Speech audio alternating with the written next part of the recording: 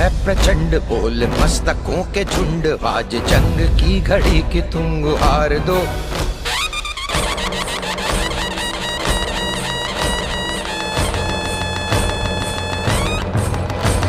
आरंभ है प्रचंड, बोल मस्तकों के झुंड, आज जंग की घड़ी की तुम गुहार दो।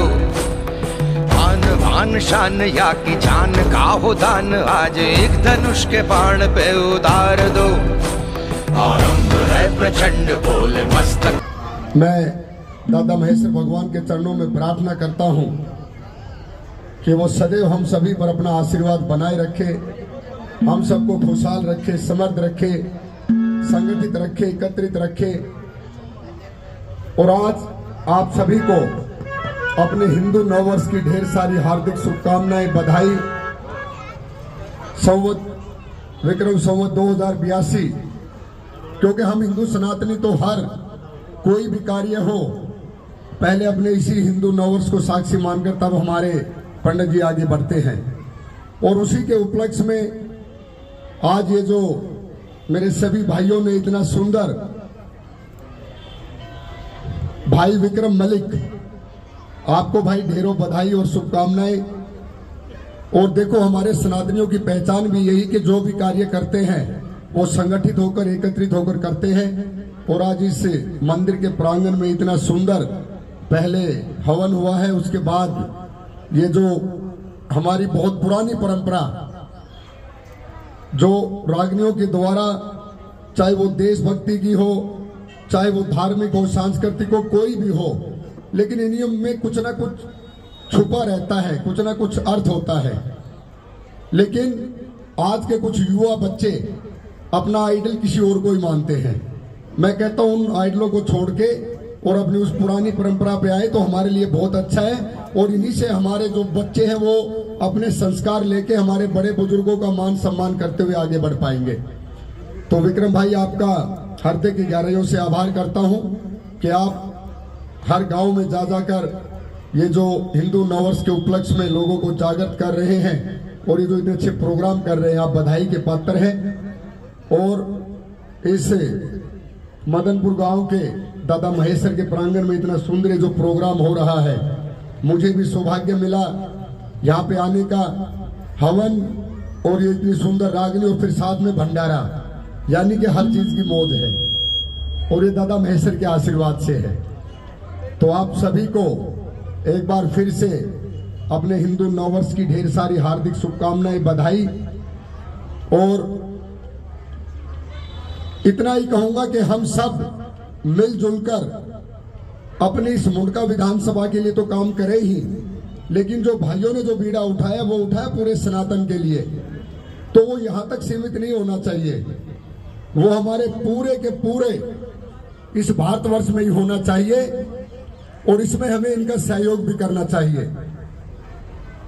ये भाई हर जगह तो एकदम उपलब्ध नहीं हो सकते कि भी हर जगह हम ही कर दे, तो हम इनसे प्रेरणा लेकर और अपने सनातन को आगे बढ़ाए, हम ऐसे प्रोग्राम खुद ही करते रहे। मैं भाइयों का फिर से आभार करता हूं कि आप लोगों के अथक प्रयास से, मेहनत से आज जो भारत फिर से विश्व गुरु बनने के लिए अग्रसर है, कहीं ना कहीं आप जैसे युवा साथियों का भी योगदान है। और इन्हीं से प्रेरणा लेकर, इन सब चीजों को देखते हुए हमारे यशस्वी प्रधानमंत्री मोदी जी भी निरंतर अथक प्रयास करते हुए बस उनका एक ही लक्ष्य है कि अपने इस भारत को फिर से विश्व गुरु बनाऊं। और हम सबका ध्येय है कि हमारा ये राष्ट्र हिंदू राष्ट्र घोषित हो, उससे ज्यादा बढ़ के हमारे लिए कोई खुशी की बात ही नहीं है। और बाकी इस मुंडका विधानसभा के विकास और परिवर्तन के लिए आप लोगों ने मुझे चुना है, तो देखिए अभी 1 महीना हुआ है, तो थोड़ा सा तो सब्र रखना पड़ेगा, क्योंकि खजाने खाली कर रखे थे जी। वहां खजाने खाली है, चाहे किसी भी विभाग को ले लो, लेकिन फिर भी केंद्र सरकार की मदद से और जो दिल्ली का राजस्व है, दिल्ली में पहली बार 1 लाख करोड़ रुपए का ऐतिहासिक बजट हमारी माननीय मुख्यमंत्री बहन रेखा गुप्ता जी ने रखा, जो दिल्ली के अंदर 100% बदलाव लाके दिखाएगा। ये आपसे मेरा वादा है। भारत माता की, राजेंद्र भाई की। अरे नहीं, जय तो आप मेरे बड़े हो, अंकल जी हैं यहाँ पे, जगबीर मास्टर जी, जो पता नहीं कितने वर्षों से, और पूरे गांव के लोग जो समर्पित है भाजपा को, ये सच्चाई भी है। और आज अगर गजेंद्र इस मुंडका विधानसभा से उस कमल के फूल को साक्षी मानकर आप लोगों के बीच में वोट मांगने आया, तो आप सबने मुझे अपना आशीर्वाद भी दिया, और उस आशीर्वाद को मैं कभी नहीं भूलूंगा। और काम होंगे, 100% होंगे, लेकिन थोड़ा समय जरूर लग सकता है। और मुझे इस रोड की बहुत पीड़ा है। ये रोड मुंडका से लेकर और कराला तक, और इस पे दोनों तरफ नाले, ये हमारे लिए सबसे अहम है।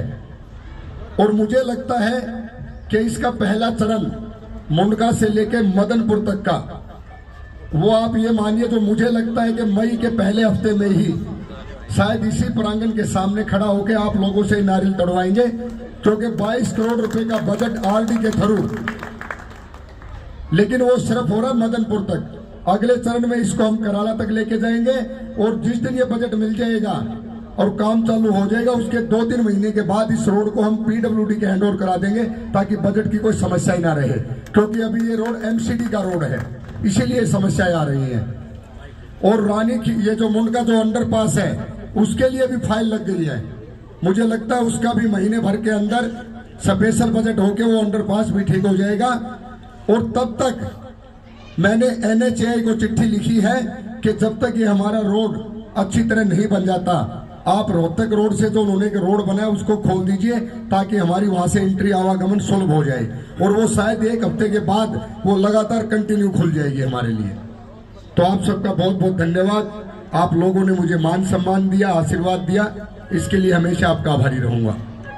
भारत माता की, दादा महेश्वर की, ये सभी